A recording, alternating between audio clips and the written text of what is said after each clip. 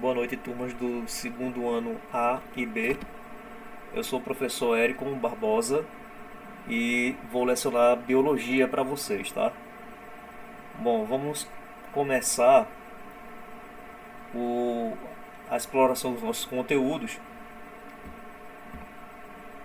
com regras de nomenclatura científica para seres vivos, né? Então, como é que os cientistas fazem para classificar os seres vivos, dar a eles os nomes científicos, né? Que é tão importante no mundo todo, né? A linguagem científica ela é uma só e a forma como você dá nome científico a uma espécie aqui no Brasil, ela vai ser citada em qualquer outro lugar do mundo, tá? Então vamos entender como é que esses nomes científicos surgem, tá? Bom, primeiro, com relação à classificação de seres vivos, é preciso entender que nós, seres humanos, temos a necessidade de classificar qualquer coisa. Tudo que aparece na nossa vida, nós temos a necessidade de agrupar, de classificar e assim poder organizar. Tá? Então a distinção informal dos seres vivos perde-se no tempo e na história da humanidade. Tá? Então, a forma de classificação ela é muito antiga e sofreu várias modificações, né? Então a história de classificação é tão antiga quanto o próprio homem. E ao longo do tempo, diferentes maneiras de classificar os seres vivos foram sendo substituídas. Tá? Então, desde a Grécia Antiga, por exemplo, surge a primeira tentativa científica de classificar seres vivos, tá? De agrupá-los e assim a gente poder organizar e estudar melhor a sua fisiologia, a anatomia desses seres, o meio ambiente em quais eles habitam, tá? E isso foi evoluindo ao longo do tempo até a forma como classificamos os seres hoje, que vocês vão estudar comigo.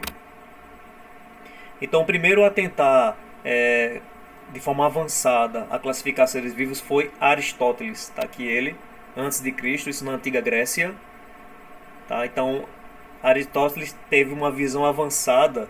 Ele utilizou critérios como organização corporal do animal para poder dividir os seres vivos em grupos. E depois surge já em 1700, no período mais avançado, surge Carl von Linné, que aqui no Brasil nós chamamos de Linneu. Não é? Linneu morreu aí em 1778 e ele foi o responsável pela a classificação moderna dos seres vivos como conhecemos hoje. Ele publicou a sua forma de classificar os seres vivos em um livro chamado Sistema Naturae, em 1758, tá? E foi uma revolução tão importante que até hoje nós utilizamos esse sistema de Linneu. Bom, então, como você pode perceber, a classificação dos seres vivos é um tema complexo. Ao longo da história da ciência, apareceram outras propostas de sistema de classificação. Isso de fato vem acontecendo ao longo do tempo. Cientistas vêm voltando novas formas de classificar, que aí foram sendo descartadas, e aí novas vão surgindo. Temos uma que usamos hoje, que é baseada em Linneu, mas nada impede que esse sistema de classificação seja modificado também. Ou até mesmo deixe de existir para ser utilizado mais moderna, tá? Graças à tecnologia aí que avança cada vez mais. Bom, então Linneu ele utiliza um sistema de classificação para a espécie chamada nomenclatura binominal. A palavra bi significa dois nomes, tá? Então a espécie ela vem com dois nomes. O primeiro nome a gente chama de gênero, que é genérico, e o segundo nome nós chamamos de ele é específico, ele dá de fato a espécie. Tá? E alguns nomes científicos talvez vocês até já tenham ouvido falar, né, de tão comum, como por exemplo Homo sapiens, que é a nossa espécie. Homo é o gênero, Sapien, Homo sapien, seria a espécie. Tá? Então veja que é uma nomenclatura binominal, sempre escrito em latim ou latinizado. Nós utilizamos uma língua morta. Tá? Então vamos ver aqui alguns exemplos. Tá? Então aqui, ó, por exemplo, observem aqui que o nome científico, além de vir uma nomenclatura binominal, que nós temos o lobo, por exemplo, que é um nome popular, nome científico Canis lupus. Olha que é dois nomes, ó. O primeiro nome é o gênero, que é o genérico, porque tem várias espécies que pertencem a esse gênero aqui. E o segundo nome, ele é específico. Canis lupus é espécie, ok? Que é o lobo. Um exemplo, por exemplo, de outra espécie para esse gênero aqui, Canis, é o cachorro que nós conhecemos, tá? Que é o Canis familiaris. Tá? Então, veja que o gênero realmente ele é genérico e o segundo nome ele já especifica. Então aqui, ó, o nome científico, além de vir escrito em latim, ele tem que ser destacado. Ou você destaca ele em itálico, que é a letra deitadinha, uma caidinha, né? Ou então você grifa ela, tá? Passa uma linha embaixo, ou em itálico, letra inclinada, ou grafada. São as formas corretas de se escrever um nome científico. Mais exemplos aqui nós temos o gato, né? O gato doméstico pertence ao gênero Felis. A espécie é Felis catus. Mas dentro desse gênero Felis existem outras espécies, tá? Como por exemplo o tigre, o Felis,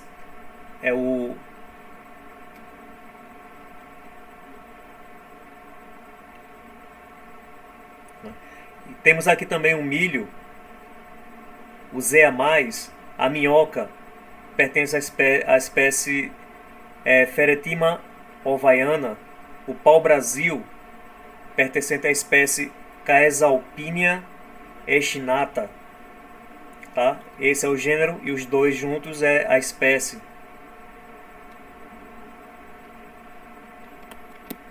Tá? Então avançando aqui. Bom, Linneu ainda classificou as espécies, tendo a espécie como uma unidade básica, ele criou outros grupos de classificação que nós chamamos de taxon. E daí surge uma ciência chamada taxonomia, uma parte da biologia conhecida como taxonomia. E nela você tem vários grupos que são os taxons, tá? Aqui embaixo nós temos o taxon básico, que é a espécie, acabamos de falar sobre ela. As espécies ficam dentro de um grupo maior chamado gênero. Os gêneros, vários gêneros pertencentes que têm algo em comum, pertencem a um outro taxon chamado família. As famílias estão inseridas dentro de ordens, as ordens dentro das classes, as classes dentro de filos e os filos dentro dos reinos. Tá? Então, espécie são grupos de populações capazes de se cruzar e produzir descendentes férteis. Então, para ser classificado como um indivíduo da mesma espécie, esse indivíduo ele tem que ser capaz de, no ato de reprodução, desenvolver seres que também sejam capazes de se reproduzir. Aqui nós temos o exemplo de um cachorro, Canis familiaris, né? Então vamos analisar aqui os taxos ao qual ele pertence. Nós temos aqui o reino dele, que é o reino Animalia. É uma palavra em latim para animal, né? Então o reino dos animais, o reino Animalia. Por ele ser uma criatura heterótrofa, multicelular, né? O filo ao qual pertence é o filo Chordata. Isso porque em uma fase embrionária ele possuía a criatura uma notocorda, e a notocorda deu origem aí ao que nós chamamos de coluna vertebral, né? É o Chordata. Subfilo Vertebrata, tá? Porque é um animal que possui coluna, possui vértebras. Nós seres humanos também pertencemos tanto ao reino animal quanto ao filo Chordata e ao subfilo Vertebrata. Classe Mamália, porque isso, na fase de filhotinho, ele mama, né? Então ele bebe leite no peito da mãe dele. Então ele é mamífero, assim como nós também somos, né? Porém, a partir da ordem, os cachorros já ficam diferentes de nós seres humanos, tá? Porque a ordem dele é a ordem carnívora. São animais que se alimentam de carne, né? Nós somos onívoros, né? Nós seres humanos comemos de tudo, tanto carne quanto vegetais, somos onívoros, portanto. A família a qual esse animalzinho pertence é a família Canidae. Aqui é onde fica a família do gênero Canis, né? Que tem vários gêneros. Canis lupus, Canis familiares. O gênero dele é o gênero Canis e a espécie Canis familiares, que é o cão doméstico. Bom, pessoal, então o sistema de Linneu foi e é muito útil porque permite resolver confusões comuns que aconteciam na identificação dos organismos. Tá? No entanto, o avanço da ciência aprimorou ainda mais a classificação de Linneu, né? Porque aí entrou a genética na jogada, e isso aí revolucionou muita coisa, entrou questões de evolução também, o que levou a uma nova reformulação na classificação de seres vivos. Tá? Então, aqui tem até um questionamento: você acha que a ciência é absoluta? Né? Então, é bom refletir sobre isso. A ciência ela é mutável, tá? Ela não para de avançar nunca. Bom, então a sistemática é esse ramo da ciência, da biologia, tá? Que tem como função não apenas classificar os seres vivos, mas também estudar o seu grau de parentesco evolutivo, fazendo relação entre espécies. Tá? Então a sistemática ela tem essa função importantíssima na ciência. E ela também pode... Hoje nós usamos uma sistemática conhecida como sistemática filogenética, também conhecida como cladística, ou filogenética ou cladística. Qualquer um dos nomes está correto, você encontra no vestibular qualquer um desses dois nomes. Tá? Começou a ganhar realmente a importância dos cientistas a partir de 1966. E é hoje o sistema de classificação aceito, tá? Atualmente. É a sistemática filogenética.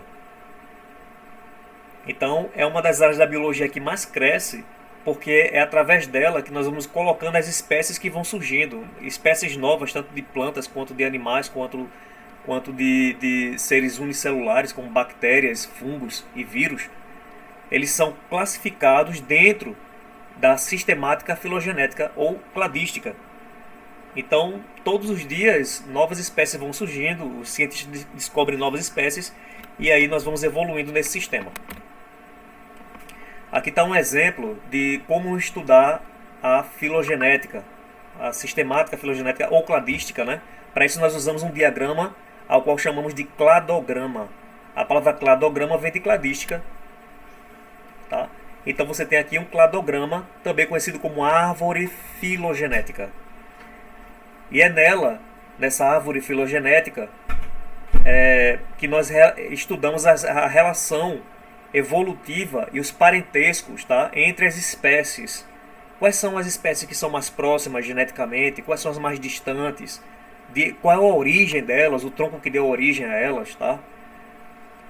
Então esse diagrama, que é o cladograma, ele é importantíssimo nesse estudo, também conhecido como árvore filogenética. Então aqui, por exemplo, vocês observem que nós temos aqui dois ramos, que é o ramo X e o ramo Y, e ambas vieram de um tronco em comum. Então tivemos um ser vivo aqui, uma criatura, que ao longo do tempo deu origem a novidades evolutivas, né? A novas espécies. O ramo X aqui, o ramo Y, por exemplo, deu origem aqui, ó, a uma, duas, três, quatro bifurcações aqui. Tá? Então aqui nós temos a bifurcação a B, a C e a D. E observe que aqui, ó, ao longo do tempo surgiu uma nova espécie, a espécie A. Depois surgiu desse mesmo ramo Y a espécie B, a espécie C e a espécie D.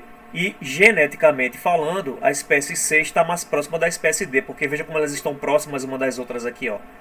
É por isso que nós chamamos isso aqui de grupos irmãos dentro do cladograma, ok? Então, os ramos de um cladograma representam o aparecimento das novidades evolutivas ao longo do tempo. Então, as novidades evolutivas vão surgindo, que são aqui as novas espécies que vão aparecendo ao longo do tempo. E aqui, para nos exercitarmos, temos um cladograma ou uma árvore filogenética, né, de vários seres aqui, tá? Então nós temos aqui bactéria, que é um ser unicelular, procarionte, porque não possui núcleo. O DNA dele é solto no citoplasma, né? Isso caracteriza uma bactéria, um procarionte. Nós temos aqui um protozoário. Tá? Os protozoários são seres mais evoluídos que as bactérias, porque possuem núcleo e o DNA está guardado nesse núcleo. São heterótrofos também, né? São protozoários e vão em busca da comida deles. Aqui nós temos o peixe, organismo multicelular, aquático e heterótrofo. A baleia, que é um mamífero aquático, animal de sangue quente, né? O pássaro, também um animal de sangue quente. A estrela do mar, que é um invertebrado, né? Ou seja, não possui ossos, né, internos, ele é aquático também, estrela do mar. A ostra, que é um molúsculo, também invertebrado. E o coral, também outro invertebrado, um dos mais primitivos, tá? Animal, mas muito primitivo, o coral. Um parente dele seria a água-viva, né? Vocês devem conhecer. E aqui tem uma pergunta: esperamos encontrar a maior semelhança entre os genes de quais grupos? Semelhança entre os genes, ou seja, geneticamente, quem é mais parecido aqui? Então observe que nós temos aqui um tronco, certo? Que deu origem a todos esses seres aqui. Então primeiro vem a bactéria. Aqui nós temos esse braço aqui, que é o da bactéria. Depois, ao longo do tempo, na evolução, surgem os protozoários. Aí o tempo vai passando, deu origem aqui, ó, ao coral. Surgiu essa bifurcação aqui, que dando origem aqui às ostras. Depois, na linha evolutiva, vem a estrela do mar. Vem aqui os peixes nesse tronco, e desse troncozinho aqui surgem baleia e o pássaro. Então quem vocês acham que geneticamente é mais próximo? Observe que esse tronco aqui, ó, nesse ramo aqui, ele é mais próximo aqui, deixa mais próximo a baleia do pássaro, tá? Então, baleia e pássaro provavelmente aqui nesse cladeograma são os seres que geneticamente são mais próximos. Tá? Então, por que geneticamente mais próximos? Tá? Então, esses são os únicos seres que nós temos aqui que são homeotérmicos, que possuem são animais que possuem sangue quente. Os outros são criaturas de sangue frio e aqui são unicelulares, tá? Nem órgãos possuem. Bom, saindo um pouquinho agora da cladística, vamos avançar no assunto. Quantos reinos de seres vivos devem existir? Quantos reinos existem? Existem vários reinos, né? Então, quantos são esses reinos? As opiniões dos cientistas são bastante divergentes, mas ao invés de enfraquecer o pensamento científico, isso constitui a razão principal do sucesso da ciência, porque a ciência ela é feita desse embate entre ideias, e é assim que ela evolui, é assim que a ciência se desenvolve. Tá? Então, dentro dessa questão dos reinos, quantos reinos existem, nós destacamos aí a pesquisa de um cientista norte-americano chamado Whittaker. Tá? E o Whittaker teve sua pesquisa aprimorada por duas conterrâneas também norte-americanas, que foi a Margulis e a Schwartz. Tá? Essas duas contribuíram no avanço aí dos estudos de Whittaker.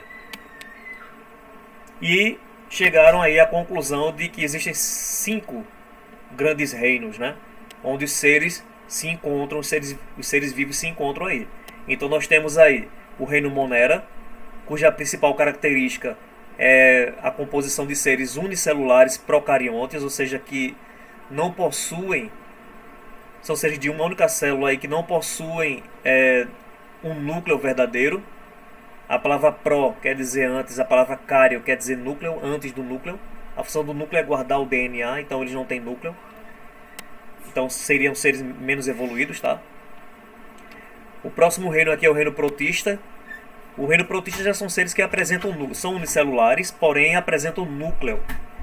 E aí você encontra nos protistas 3 grupos: os protozoários, que são seres eucariontes, ou seja, possuem núcleo verdadeiro; unicelulares heterótrofos, porque eles não têm capacidade de produzir o próprio alimento, precisam caçar, precisam ir em busca de comida.